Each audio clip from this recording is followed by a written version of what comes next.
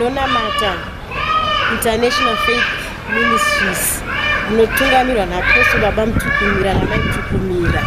Ndinonzwa kufara nemasongo yaMai Ngara naBaba Ngara.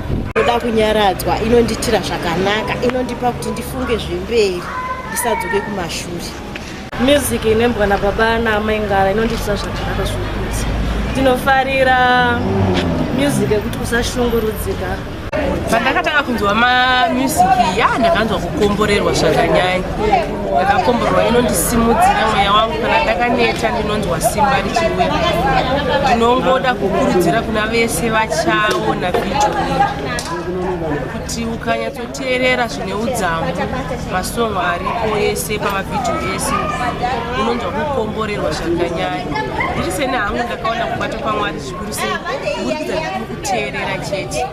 Ndinongoti thank you kune vese vachateerera video iyi. Ndakafarira masongo akaimbwa naMai Ngara naBaba Ngara anonditi ndigare ndiri munyasha. Ini ndoitwawo machidenyu ndinopinda chechi inonzi International Faith Life Ministries inotungamirwa naBaba naMai Apostle Mutukumira. Ndinofarira nziyo dzaBaba naMai Ngara. Ndinoti ndakadzingwa panguva yandinenge ndakabatikana yeye ndinobva ndanzwa kuti vari kundiitira zvakanaka uye vanondikurudzira kuti kunyangwe ndakada kuneta panyau dzekunamata asi panguva yandinongonzwa nziyo dzavo ndinobva ndanzwa kumutsiridzwa kwemwoyo wangu. Saka ndinongoramba ndichida kuti kunzwa kuteerera nziyo dzavo nguva zhinji. Music inonditira zvakanaka zvokuti for the moments anenge ndakabatikana ndikaridza usashungurudzika I become calm.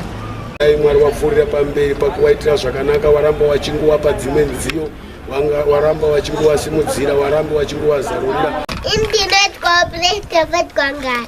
Ndedongwa neta zvekuimba, ndedongwa wanongiti naSengari.